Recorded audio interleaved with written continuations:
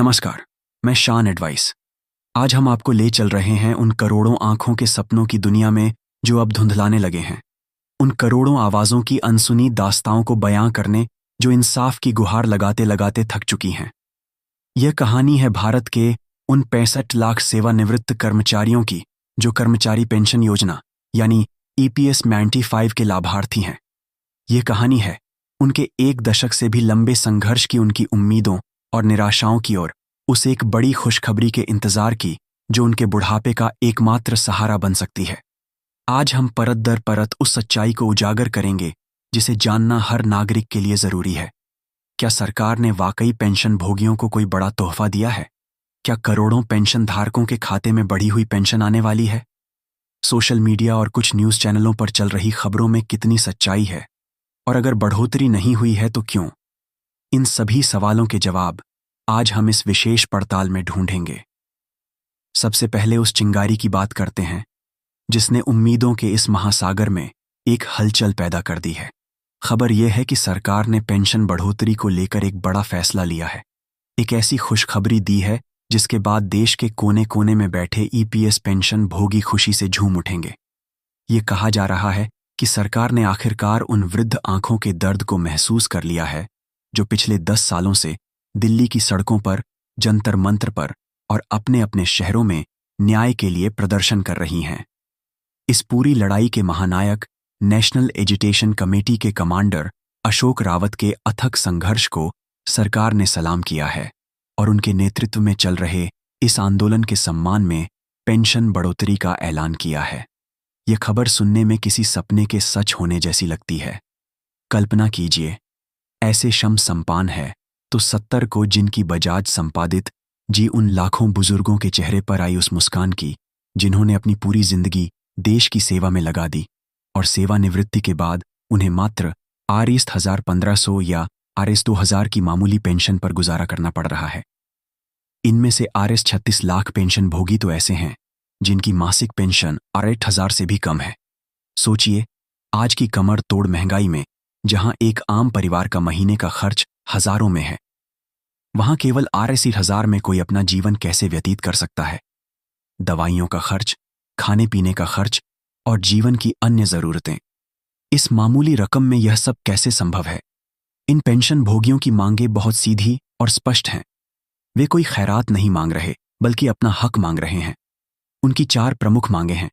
पहली और सबसे महत्वपूर्ण, न्यूनतम पेंशन को बढ़ाकर Rs 6500 प्रतिमाह किया जाए। दूसरी, इस पेंशन को महंगाई से जोड़ा जाए, यानी इस पर महंगाई भत्ता जिसे DA कहते हैं दिया जाए। तीसरी, EPS 95 के सभी सदस्यों और उनके जीवन साथियों को मुफ्त और बेहतर चिकित्सा सुविधाएं प्रदान की जाए। और चौथी, जिन पेंशन भोगियों को इस योजना से बाहर कर दिया गया है उन्हें सम्मानपूर्वक इसमें वापस शामिल किया जाए। यह मांग विशेषकर RCT 300 और महंगाई भत्ते की मांग पिछले कई सालों से आंदोलन का केंद्र बिंदु रही है। कमांडर अशोक रावत के नेतृत्व में देश भर के पेंशन भोगी एकजुट होकर सरकार से यही गुहार लगा रहे हैं। उन्होंने हर मौसम की मार सही है, चाहे वह दिल्ली की कड़ाके की ठंड हो या फिर चिलचिलाती धूप। इस बारिश के मौसम में भी जब हम और आप अपने घरों में सुरक्षित बैठे हैं, तब भी यह बुजुर्ग अपनी मांगों को लेकर सड़कों पर संघर्ष कर रहे हैं। उनका यह तप, यह बलिदान क्या वाकई रंग लाया है? अब उस बड़ी खुशखबरी की पड़ताल करते हैं जिसका जिक्र हर तरफ हो रहा है। कहा जा रहा है कि सरकार ने पेंशन बढ़ोतरी के तरीके पर एक बड़ा खुलासा किया है। EPFO यानी कर्मचारी भविष्य निधि संगठन ने भी इस पर अपनी मुहर लगा दी है और सुप्रीम कोर्ट ने भी हरी झंडी दे दी है। लेकिन यह बढ़ोतरी होगी कैसे? क्या यह उम्र के हिसाब से होगी, यानी जो जितना बुजुर्ग है उसे उतनी ज्यादा पेंशन मिलेगी, या फिर यह आपके द्वारा EPFO में जमा किए गए अंशदान के आधार पर होगी? इस बिंदु पर कहानी थोड़ी जटिल हो जाती है और चिंताजनक भी। खबरों के अनुसार केंद्र सरकार ने यह स्पष्ट किया है कि पेंशन में बढ़ोतरी उम्र के हिसाब से नहीं की जानी चाहिए। इसके बजाय पेंशन का निर्धारण इस आधार पर होगा कि आपने अपनी नौकरी के दौरान EPFO में कितना पैसा जमा किया है।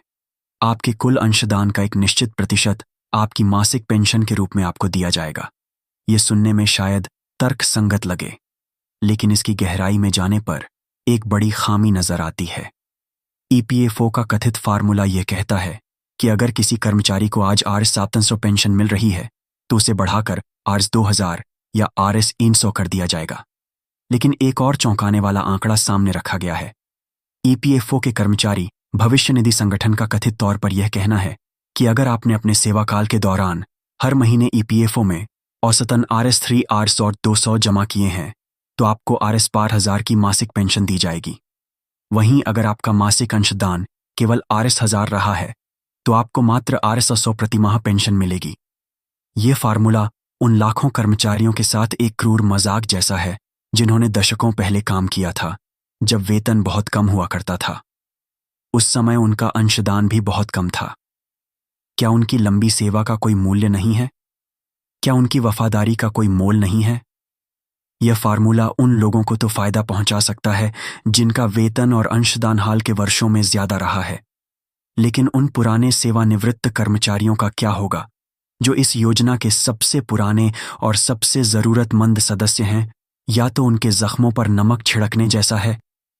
इसीलिए जहां एक तरफ कुछ पेंशन भोगियों के लिए यह खबर राहत भरी हो सकती है, वहीं लाखों अन्य के लिए यह एक चिंताजनक और निराशाजनक संकेत है। इस पूरे मामले में सरकार, विशेषकर मोदी सरकार की भूमिका पर भी सवाल उठ रहे हैं। पिछले 10 सालों से यह सरकार सत्ता में है, लेकिन पेंशन भोगियों की मांगों पर कोई ठोस कार्रवाई क्यों नहीं हुई? आंदोलन होते रहे, प्रदर्शन होते रहे, झांपन सौंपे जाते रहे, लेकिन नतीजा सिफर रहा। सरकार की यह चुप्पी पेंशन भोगियों के मन में एक गहरा अविश्वास पैदा करती है। वे सवाल पूछ रहे हैं कि क्या सरकार वाकई उनके प्रति संवेदनशील है या यह सब केवल चुनावी वादे और जुमले बनकर रह जाएगा। अब कहानी में एक और नया मोड़ आता है जो कुछ उम्मीद की किरणें लेकर आया है, लेकिन केवल कुछ चुनिंदा राज्यों के लिए। देश के 5 राज्यों ने इस मामले में एक साहसिक और प्रशंसनीय कदम उठाने का संकेत दिया है। ये राज्य हैं कर्नाटक, तेलंगाना, मिजोरम, अरुणाचल प्रदेश और त्रिपुरा। इन 5 राज्यों से एक बड़ी खबर आ रही है कि यहाँ की राज्य सरकारें अपने राज्य के ईपीएस पेंशन भोगियों की जिम्मेदारी लेने के लिए तैयार हैं।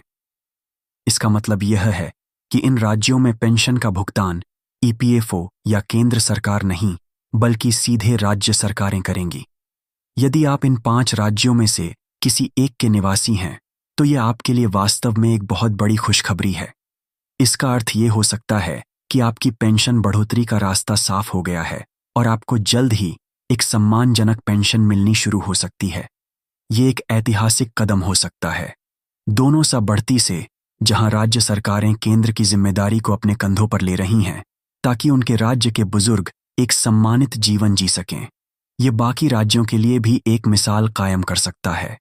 लेकिन उन करोड़ों पेंशन भोगियों का क्या जो इन 5 राज्यों के बाहर रहते हैं? उत्तर प्रदेश, बिहार, महाराष्ट्र, मध्य प्रदेश, राजस्थान और देश के अन्य सभी राज्यों के पेंशन भोगियों के लिए क्या खबर है? क्या उनके लिए केंद्र सरकार ने कोई तोहफा दिया है? जैसा कि हमने पहले विश्लेषण किया, केंद्र सरकार और ईपीएफओ का प्रस्तावित फार्मूला अंशदान पर आधारित है, जो अधिकांश पुराने पेंशन भोगियों के लिए लाभकारी नहीं है। तो क्या उनकी उम्मीदें टूट गई हैं? नहीं, अभी भी एक दरवाजा खुला है।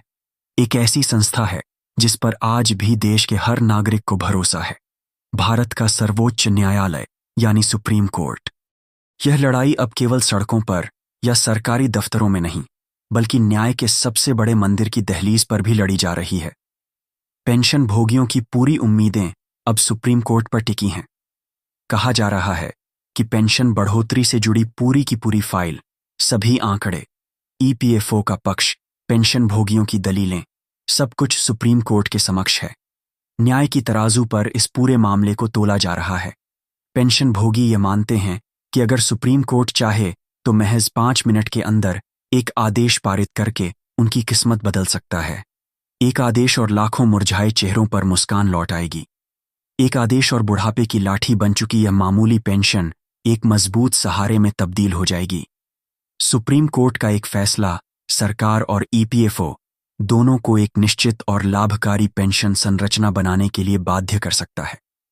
इसलिए हम भी यही दुआ करते हैं यही गुहार करते हैं कि सर्वोच्च न्यायालय इन लाखों बुजुर्गों के दर्द को समझे और उनके पक्ष में एक ऐतिहासिक फैसला सुनाए। सरकारें आती जाती रहती हैं, वादे किए जाते हैं और भुला दिए जाते हैं, लेकिन न्याय का स्तंभ अचल और अडिग रहना चाहिए। अब इस पूरी रिपोर्ट का सबसे महत्वपूर्ण और अंतिम हिस्सा, वह सच जिसे आपको जानना ही चाहिए। अब तक हमने आपको वे सभी खबरें बताई जो न्यूज़ चैनलों, सोशल मीडिया और विभिन्न माध्यमों से आप तक पहुंच रही हैं।